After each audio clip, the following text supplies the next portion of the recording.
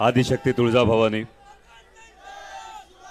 उभय हिंदुस्थानचा आराध्य दैवत छत्रपती शिवाजी महाराज,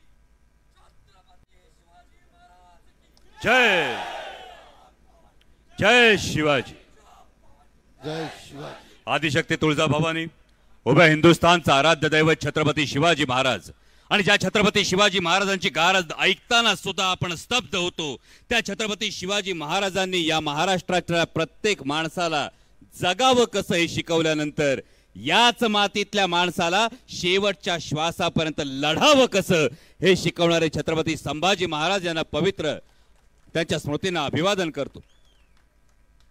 व्यासपीठावर उपस्थित असणारे देशाचे नेते आदरणीय शरदचंद्रजी पवार साहेब, महाराष्ट्र राज्याचे माजी मुख्यमंत्री पृथ्वीराज बाबा चव्हाण,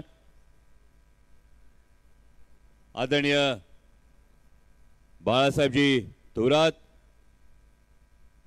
सचिन भाऊ अहिर, व्यासपीठावरील सर्वच मान्यवर आणि पुणे लोकसभेचे उमेदवार रवींद्र भाऊ धंगेकर, बारामती लोकसभेच्या उमेदवार आदरणीय सुप्रियाताई सुळे, आपण सगळेजण वेळ कमी असल्यामुळे अगदी मोजकं बोलणार आहे। आपली तुम्हाला सवय माहिती, आधी ट्रेलर दाखवायचा, नंतर पिक्चर दाखवायला लय वेळ आपल्याकडे बाकी आहे। पण जेव्हा संपूर्ण दुसरी तिसरी फेरी आता प्रचाराची सुरू आहे आणि ही फेरी सुरू असताना एक गोष्ट प्रकर्षाने जाणवतीये, महाराष्ट्रातल्या देशातल्या जनतेचं ठरलंय,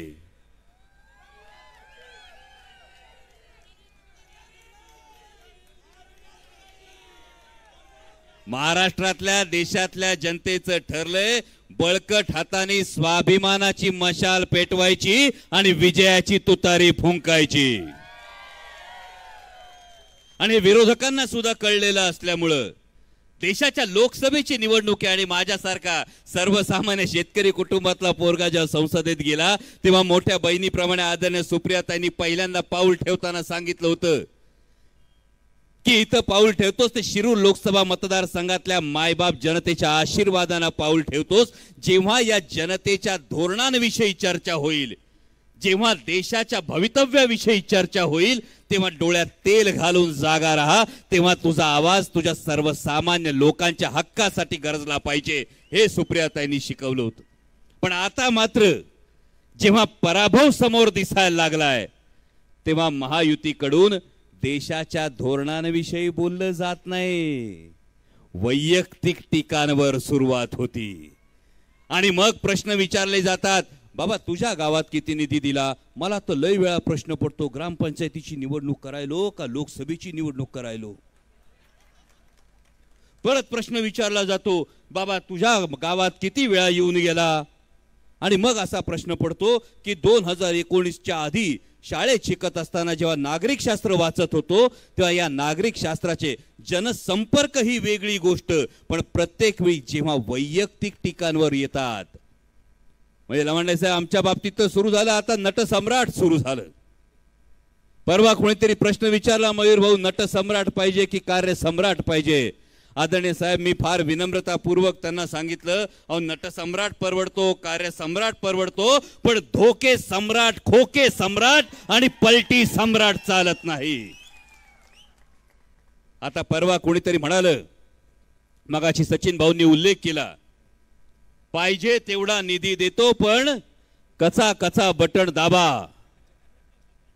मी फार विनम्रतेने सांगू इच्छितो, जर असं वाटत असेल तर आपण लोकशाहीची थट्टा करतात, सत्तेचा हा उन्माद, सत्तेची ही जर एवढी मस्ती आली असेल तर एक सर्वसामान्य मध्यमवर्गीय माणूस म्हणून तुम्हाला सांगू इच्छितो, जो तुम्ही निधी देणार आहात ना, तो तुमच्या खिशातला नाही, या मायबाप जनतेच्या टॅक्सच्या पैशातून तो निधी गोळा होतो.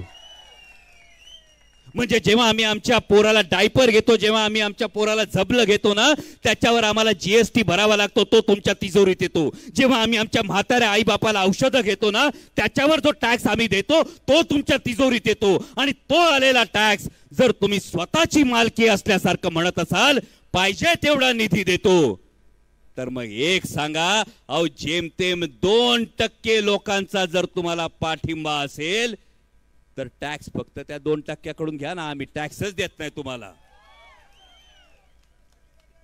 त्यामुळे याचा जर आपण बारकाईनं विचार केला तर ही मस्ती येते कुठून, हा उन्माद येतो कुठून, ही डोळ्यात धूळफेक होती कुठून.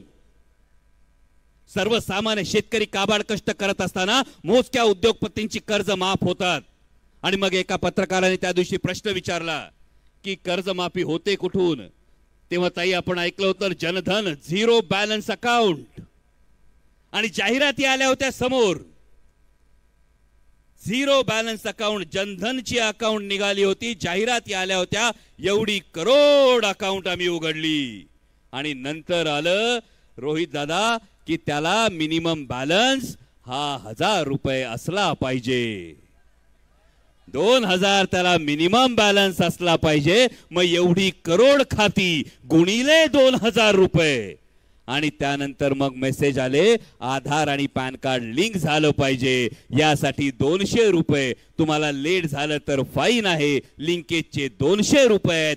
सर्वसामान्य भारतीयानं कायदा पाळण्यासाठी या सगळ्या गोष्टींची पूर्तता केली, आणि या सगळ्या गोष्टींची पूर्तता करून जो निधी तयार झाला, इलेक्टोरल बॉन्ड्सच्या भ्रष्टाचारातून जो निधी तयार झाला, हा सरकार पाडण्यासाठी, नेते फोडण्यासाठी हा निधी तयार झाला. आणि म्हणून ही निवडणूक आता सर्वसामान्य जनतेने हाती घेतली आहे. फार काही वेगळं सांगणार नाही, फक्त एकच विनंती करतो, मतदान केंद्रावर जाऊन मत द्यायला फक्त 5 मिनिटं लागतात, फक्त 5 मिनिटं.